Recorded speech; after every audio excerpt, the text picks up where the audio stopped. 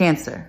Let me tell you what I noticed first, before anything else, before I even try to make sense of it. There's a stillness around this person right now, a very particular kind of quiet. And it isn't the quiet of someone who has nothing to say. It's the opposite.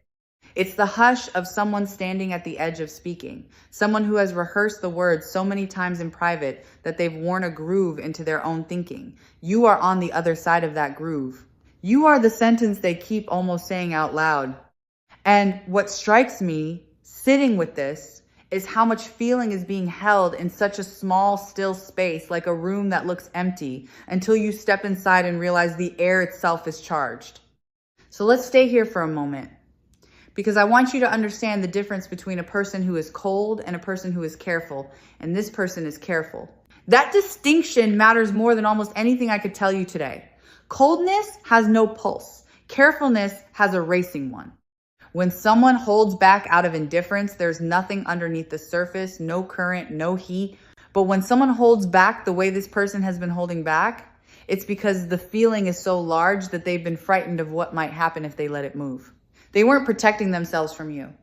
They were protecting you from the full weight of what they carry, because some part of them worried it might be too much, too soon, too intense to hand to someone all at once. And here is where the picture starts to shift, because I'm sensing that the holding is ending, not slowly, not gradually leaking out over a long stretch of hesitation. Something in them has made a decision. And once this kind of person decides, they don't tiptoe back from it. I want you to feel the texture of that decision, because it's not impulsive. It has the calm of something long considered. It's the calm of a person who has finally stopped arguing with themselves and has landed fully on the side of you. Let me show you what the holding back actually looked like from the inside, because I think you've been reading it wrong. You may have interpreted their distance as disinterest. You may have watched them pull inward and assumed you were losing them, but what was actually happening was a kind of gathering. Picture someone standing very still while an enormous wave builds behind them. They aren't frozen because they feel nothing. They're braced because they feel everything, and they're waiting for the right moment to turn and let it carry them forward. That's what the quiet was. A brace before a movement. A held breath before a plunge. I keep coming back to their hands. Oddly enough, not literally, but energetically, there's this sense of hands that have reached toward you and then stopped, reached and stopped, over and over. The way you might reach for something precious and pull back for fear of leaving fingerprints on it. This person has treated the idea of you with a strange reverence. They've built you up in their private thoughts into something they weren't sure they had the right to touch. And so much of their restraint has been that, not doubt about their feelings, but doubt about whether they deserved to act on them. Now watch how that changes everything about what's coming. When someone finally decides they do have the right, when the reverence stops being a cage and becomes a reason instead, the restraint doesn't just loosen, it reverses. All that pent energy has to go somewhere. All those reached and pulled back gestures start completing themselves. The person who couldn't bring themselves to say the smallest thing becomes the person who can't stop themselves from saying the biggest one. This is the turn I feel happening. And I feel it happening not in some far off abstract sense, but close, near, almost within arm's reach of where you are right now. There's a warmth I want to name specifically, because it's easy to talk about love in vague floating terms, and I don't want to do that with you. This warmth is directed, it has your name on it. When this person thinks of you, something in them softens in a way it doesn't soften for anyone else, and they know it, and that knowledge has become a little frightening to them, because it means you've become important in a way that can't be undone. You can walk away from someone who's mildly interesting. You cannot easily walk away from someone who has quietly rearranged the furniture of your inner life, and you have rearranged theirs. Let me sit with the word holding itself for a moment, because the title of what we're exploring together turns on it. To hold something back is to have your hands already full of it. You cannot hold back what you do not possess. So the very fact that there was something to restrain tells you everything about what was already there. The feeling existed first. The restraint came second, as a response to how strong the feeling had already become. People don't build dams across dry riverbeds. The dam is proof of the water. And the water, in this case, has been rising for far longer than you've realized. This is the kind of insight that Sarah Angel Tarot exists to bring to the surface for you, the things underneath, the truths that live one layer below what a person shows the world. Because so often what we witness on the outside is only the smallest visible edge of what someone actually carries. And the whole art of a reading like this one is learning to sense the shape of the rest. I want to tell you about the quality of their attention. Because attention is where love lives before it ever becomes words. This person notices you. They notice things about you that you assume no one sees.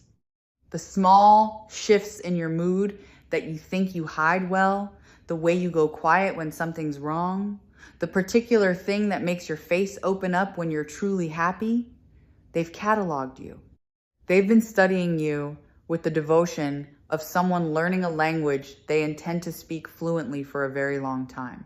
And people do not study what they intend to leave. You do not memorize the map of a place you're only passing through.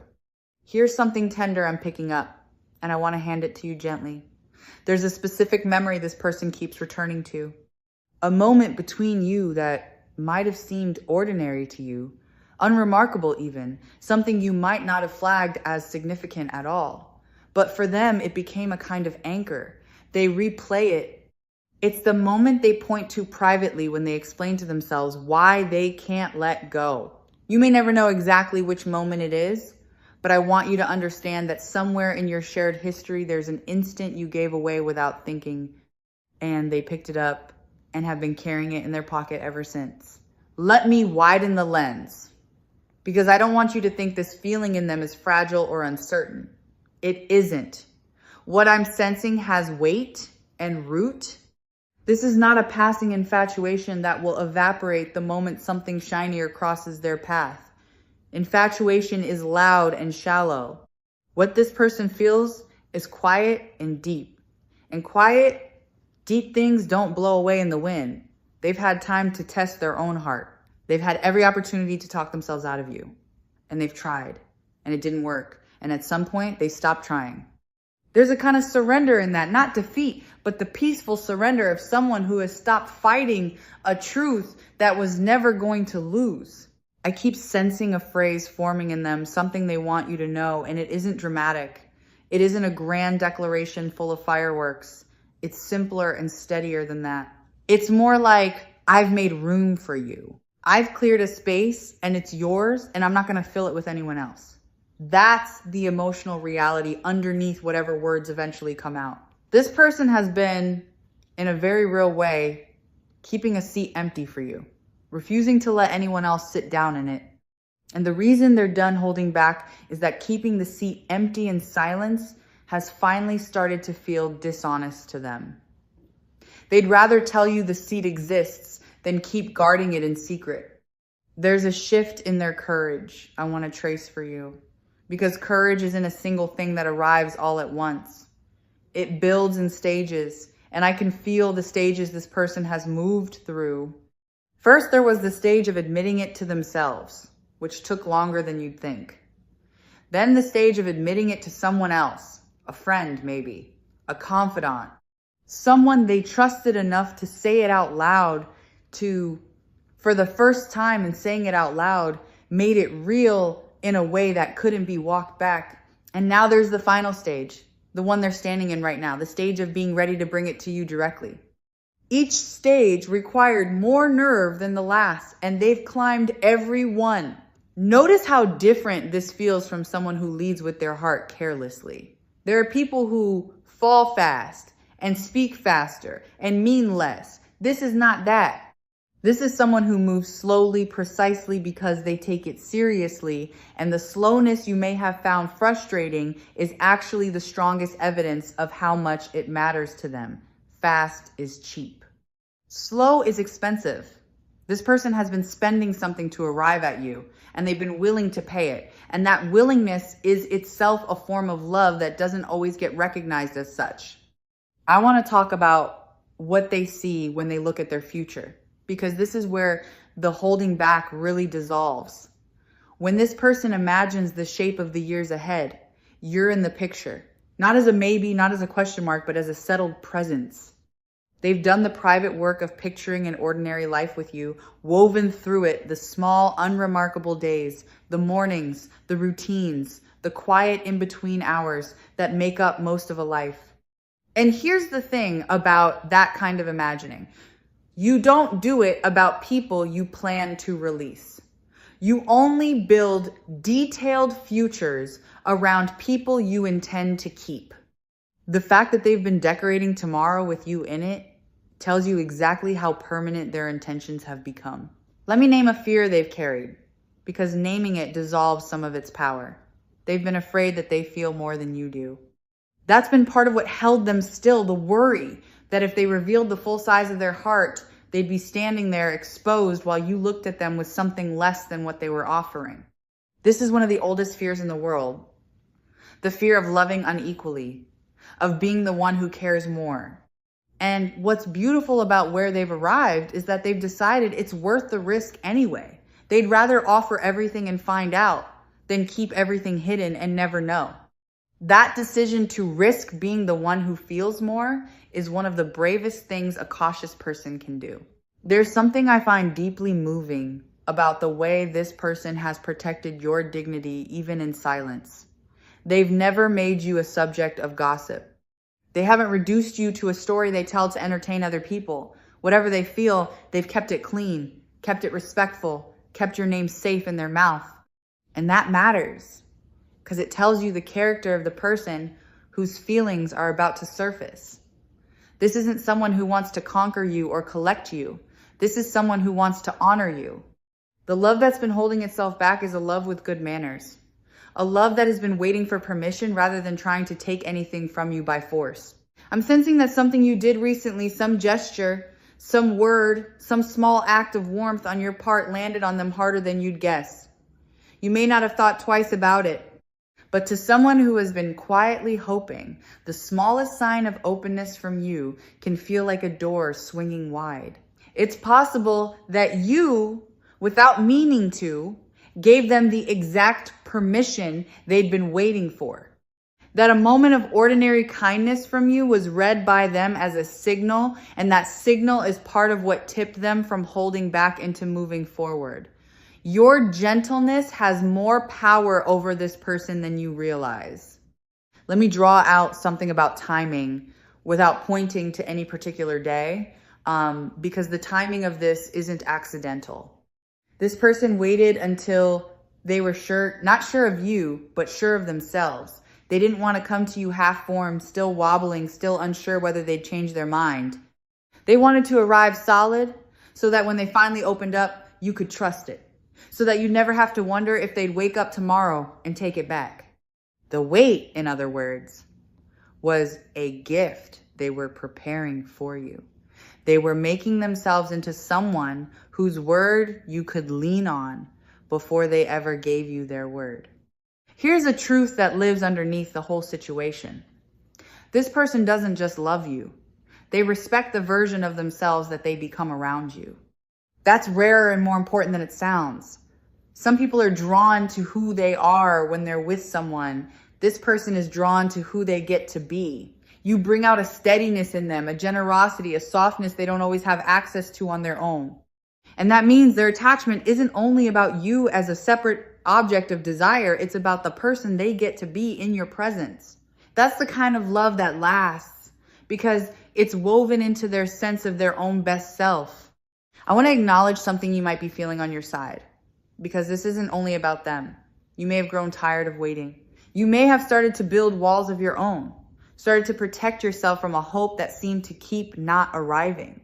If that's true, I want to gently invite you to notice those walls, because the thing you've been bracing against isn't rejection, it's the arrival of exactly what you wanted. And sometimes that's the harder thing to let yourself believe in. It can feel safer to expect nothing than to hope and be disappointed. But the story I'm sensing doesn't end in disappointment. It ends in someone finally saying the thing you'd almost given up on hearing. Let me describe the emotional temperature of what's coming, because I don't want you to picture something cold or transactional. When this person opens up, it will carry heat, real heat.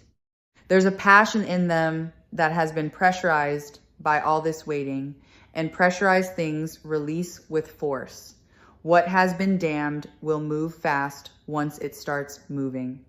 I don't mean that in an overwhelming way. I mean that the tenderness, when it finally reaches you, will feel unmistakable. There will be no ambiguity in it. You won't have to squint to see whether they mean it. It will be clear the way sunlight is clear, filling the whole room at once. I keep noticing how much this person wants to be known by you, not just to know you. There's a longing in them to be seen accurately, to have you understand who they really are beneath whatever face they wear in the world. They want to lower the guard, they keep up for everyone else and let you all the way in. And that's a specific kind of intimacy that has nothing to do with grand romance and everything to do with trust, the desire to be transparent to one particular person, to have at least one place in the world where they don't have to perform. They've chosen you as that place. You are where they want to finally be able to exhale. There's a quality of gratitude in them that I find striking. This person feels lucky, not entitled, not owed, but genuinely fortunate that someone like you exists and that your paths crossed at all. And that gratitude is going to shape the way they come to you. They won't arrive demanding, they'll arrive thankful. There's a humility underneath their feeling that keeps it from ever curdling into possessiveness. They don't want to own you. They want to appreciate you out loud every day in ways they've only been able to do silently until now. The holding back was in part the sound of gratitude that had nowhere to go. Let me tell you about the way they think of your happiness, because this is the clearest sign of the real thing. This person has caught themselves more than once wanting good things for you that have nothing to do with them, wanting you to succeed in the areas of your life they aren't even part of, wanting you to feel proud of yourself, wanting you to be at peace, wanting your days to go well, whether or not they're there to see it. That's the fingerprint of genuine love, when someone's care for you extends beyond their own role in your story, when they'd be glad for your joy, even in a version of events where they don't benefit from it. That selfless strand runs all through what I'm feeling from them. Now, I want to speak to the part of you that's skeptical, because you may be listening to all this and thinking it sounds too good, thinking surely it can't be this straightforward. Let me honor that skepticism by telling you it makes sense. You've probably been let down before. You've probably been handed hope that dissolved. So of course a part of you stands with arms crossed. But I'd ask you to consider that the reason this feels different is because it is different. This is not a person playing games, not a person keeping their options open, not a person who will vanish the moment things get real. This is a person who has already done the hard internal work that most people skip, and that work is why what's coming will hold. There's a softness I want to describe in the way this person will likely reach out. It won't come with pressure. They're not going to corner you or force a moment or demand an immediate answer. That's not their way. What they want most is to give you room to say what they feel and then let you have all the space you need to receive it however you receive it. They've thought about your comfort in this. They don't want to overwhelm you. And that considerateness, that instinct to make the moment safe for you rather than convenient for them, is one more piece of evidence about the depth of what they carry. I'm being shown something about consistency, and I want to pass it along because it's reassuring. Whatever this person becomes to you, they will be steady in it. This is not someone whose warmth runs hot and cold, who floods you with affection one week and disappears the next. The very carefulness that made them slow to arrive is the same quality that will make them constant once they're here. Slow building things tend to be durable things. The tortoise-hearted keep their pace. So if what you feared is inconsistency, I'd invite you to set that fear down, because the person whose feelings are surfacing is built for the long, patient stretch, not the flashy sprint. Let me name the sweetness of anticipation you might be standing in right now, because there's something precious about this in-between moment. You are in the last stretch before a thing you've wanted becomes real, and there's a particular tenderness to that threshold. Savor it if you can. The moment right before is its own kind of gift, the held breath, the sense of something warm gathering just out of sight. Soon enough, it will arrive and become ordinary, become part of your life, become a fact rather than a hope. But right now, it's still shimmering with possibility, and that shimmer is worth feeling fully. I want to reflect on why you, specifically, out of everyone this person could have chosen to feel this way about. Because it isn't random. There's something about your particular way of being in the world that unlocked them. Maybe it's a genuineness in you, a lack of pretense, a way you have of being real that made them feel they could be real too. Maybe it's a strength they admire, or a gentleness, or a resilience they've watched you carry. Whatever it is, you didn't win them over by performing, you won them over by being yourself, which means you'll never have to keep up an act to keep them. The you that drew them in is the you that gets to relax completely once they're close. This is the sort of clarity that Sarah Angel Tarot is here to offer you when the situation feels murky and you can't tell which signals to trust, a steadier read on what's real, a way of separating the genuine current from the noise. Because sometimes the hardest part isn't the waiting, it's not knowing whether the waiting means anything. And the answer, in your case, is that it does. I'm sensing this person has been more affected by your absence in whatever form that absence takes than they'd ever admit casually. When you're not around, there's a specific quiet in their world that they've come to associate with you being missing from it. They notice the gap. And noticing the gap is one of the surest signs that someone has become woven into the fabric of a life you feel the hole where they'd be, even before they've fully arrived. This person has been feeling your shape as an absence, which means part of them already treats your presence as the natural state of things and everything else as the deviation. Let me touch on the way they'll want to make up for lost time, because there's a bit of that energy in the mix. Some regret, gentle regret about how long they took. A wish that they'd found their courage sooner. And that regret will likely translate into a kind of eagerness once things open, an eagerness to not waste any more of the time they have. People who've kept themselves waiting often become the most present partners precisely because they know the cost of hesitation and they don't want to pay it twice. The lost time won't be a wound between you. It'll be a lesson they've already learned, one that makes them more devoted to the time you do get. There's a private joy in this person that I want you to know about, a secret happiness they carry just from knowing you exist and are part of their story. Even before anything is spoken, even in the holding back, there's been a warmth they return to in their own mind, a small internal smile that belongs only to thoughts of you. You've been a source of quiet gladness to someone, a bright spot they've kept lit in the background of their days. That's a beautiful thing to have been, even before you knew you were being it. You've been someone's good news, someone's reason to look forward, and you've been it effortlessly, just by being who you are. I want to address the courage it takes to receive, because so much of this reading has been about their courage to offer, and there's a matching bravery required from you. It can be strangely hard to let yourself be loved well, especially if you're more used to being the one who gives.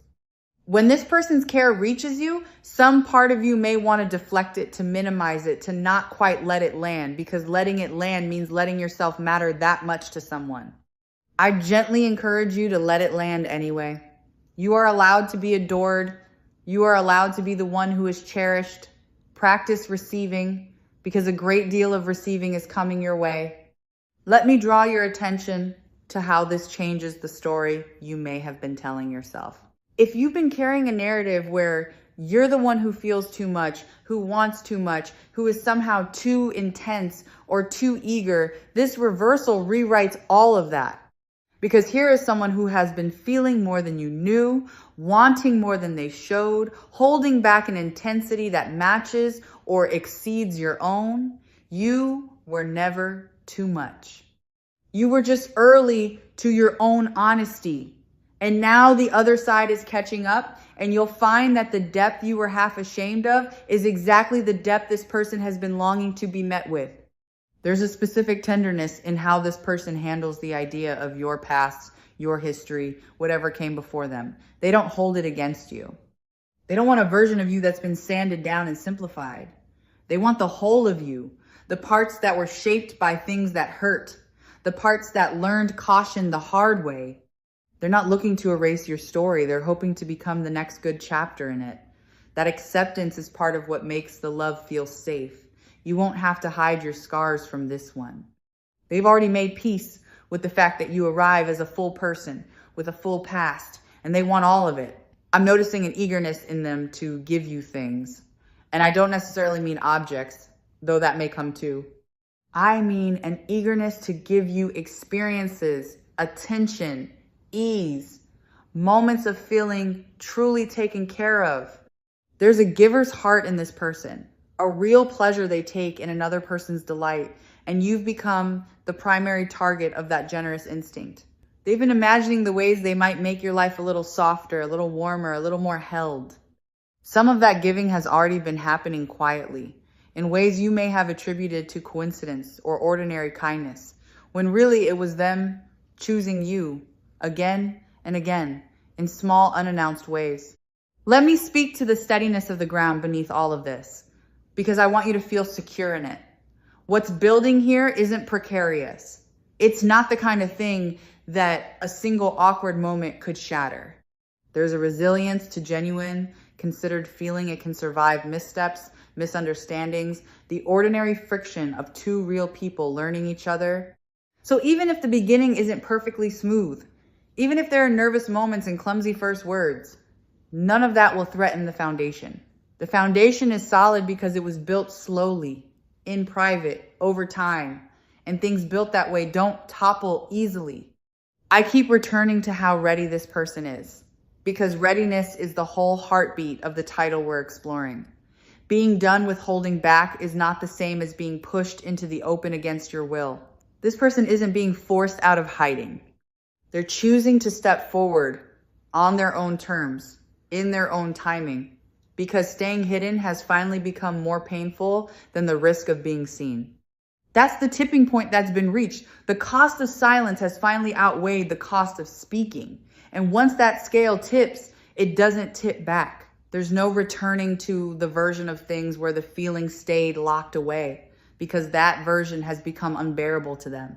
There's a wholeness I sense them wanting with you. A desire not just for stolen moments, but for something integrated. Something that fits naturally into the daylight of an ordinary life. They don't want to keep you in a corner. They want you woven through the visible parts of their world, present in the routine, folded into the plain and public texture of their days. That desire for the ordinary, for the unglamorous, everyday togetherness is one of the truest signs of real intention. Fleeting interest wants excitement. Real love wants the plain, unhurried mornings, the quiet weekday hush, the ordinary in-between hours. And this person has been quietly dreaming of exactly those unremarkable moments with you. Let me reassure the part of you that worries about being a burden, because I sense that worry might live in you. You may fear that your needs, your feelings, your complexity might be too much for someone to want to take on. But this person isn't taking you on as a burden. They're reaching for you as a gift. The very things you fear might be too much are, to them, part of the richness they've been drawn to. You are not a weight they'll grudgingly carry. You are a treasure they've been hoping to be trusted with. There's a difference between someone who tolerates your depth and someone who is thrilled by it. And this person falls firmly, unmistakably into the second category. I want to speak about the honesty that's coming, because when this person finally opens up, it will be truthful in a way that's almost disarming. They're not going to give you a polished, strategic version of their feelings. They're going to give you the real thing, unguarded, maybe even a little vulnerable and raw. And that rawness is a compliment. It means they trust you enough to be imperfect in front of you, to not have it all figured out, to let you see them without armor. Receiving someone's honest uncertainty is more intimate than receiving their confident performance. And what's coming toward you is the honest kind, the kind that trembles a little because it's real. There's something I notice about how this person has grown while they waited, and it's worth naming. The waiting wasn't wasted on them. They used it. They became more sure of what they want, more clear about their own heart, more capable of showing up well. The person arriving at your door now is a more evolved version than the one who first started feeling this way. So even if you find yourself wishing they'd come sooner, know that the delay refined them. You're getting a better, steadier, more self-aware version of this person than you would have gotten had they rushed. The wait improved the gift. Let me point to the mutuality that's possible here. Because this isn't meant to be a one-sided arrangement where they pour out and you simply receive. What I sense is the possibility of genuine reciprocity, two people finally able to meet each other at the same depth. You've likely been holding something back too, in your own way, for your own reasons. And part of what this person's courage does is make it safe for yours to emerge. When one person finally stops hiding, it gives the other permission to stop hiding too. So this isn't only about their revelation, it's an invitation for yours. The door swings both ways, and you're allowed to walk through it. I'm being shown a kind of relief that will settle over both of you once the truth is finally in the open air. There's an exhaustion to keeping things hidden, a low background hum of effort that you stop noticing until it stops. When the holding back ends, that hum will quiet, and in its place will come a lightness, a sense of finally being able to relax into something real. You may not have realized how much energy you've been spending on uncertainty until the uncertainty lifts. And when it lifts, you'll feel it, a loosening in your shoulders, a settling in your chest, the particular peace of no longer having to wonder. Let me speak to the way this person will remember this whole chapter later, because they will remember it. Years from now, this stretch of holding back and finally letting go will become a story they tell, a story about the time they almost stayed silent and then found the courage not to. And you'll be the reason the story has a happy ending. You'll be the person who is worth the risk. There's something lovely about becoming the answer to someone's private question of whether they should have been brave, and you are that answer. Your existence made their courage worth it. You turned their leap of faith into a soft landing. I want to acknowledge the sacredness of being chosen, because that's really what's happening beneath all the particulars. Out of all the people this person could have oriented their heart toward, they've oriented it toward you. That's not a small thing. A human heart is a limited resource, and where someone chooses to spend it says everything about what they value. This person is choosing to spend theirs on you deliberately, with their eyes open, knowing exactly what they're doing. You've been selected not by accident, not by default, but by genuine preference. And there's a quiet dignity in being someone's genuine preference and knowing you were wanted on purpose. As this reading draws toward its close, I hope you'll carry away the central thing, which is that the silence you may have found so hard to interpret was never emptiness, it was fullness waiting for a door. Everything I felt from this person points in one direction toward you, and the direction has only grown more certain with time. If Sarah Angel Tarot has helped you see even a little more clearly what's been unfolding beneath the surface, then let this be the part you hold on to. You are loved more than you've been allowed to know, by someone who is finally ready to let you know it. So let yourself soften now. Let yourself believe, just a little, in the version of things where the person who couldn't quite say it finds their voice, where the held breath is finally released, where the love that lived in the quiet steps out into the light and reaches you at last. You've waited well. You've been patient in ways you weren't always given credit for. And what's arriving is not a maybe, not a someday. It's a warmth already on its way towards you, carried by someone who has decided, fully and finally, that you are worth every word they've been saving. Receive it gently. It was always meant for you.